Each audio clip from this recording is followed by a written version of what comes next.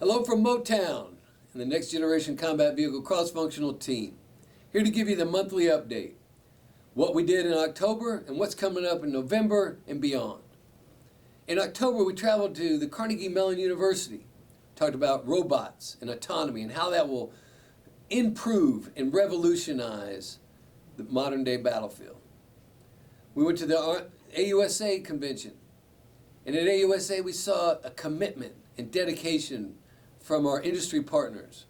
We looked at creative solutions to our problems and how we will fight the next war.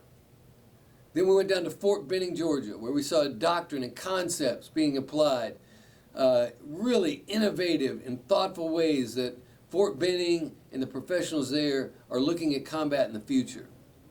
And finally, we went to the Pentagon and up to Capitol Hill to talk to the professionals there how they will fund, resource, and make sure that the policy supports how the next generation combat vehicles will fight in the future.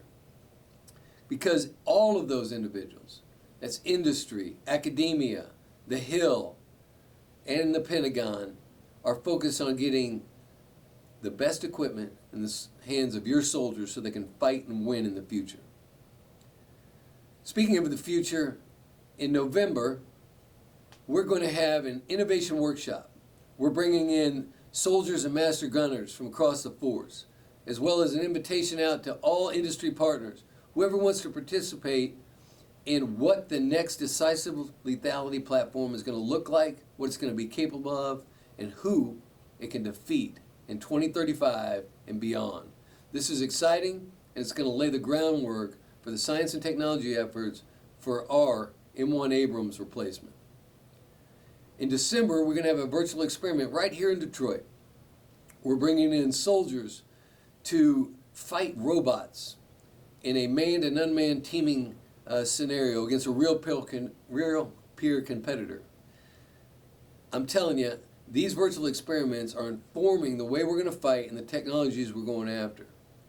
And that it will all come to fruition in March when we're going to take our robots and our control vehicles to Fort Carson, Colorado, and the Steadfast and Loyal Division is going to fight them, get them dirty, break them, determine how we're going to fight and win in the future and what technologies we need in order to do that.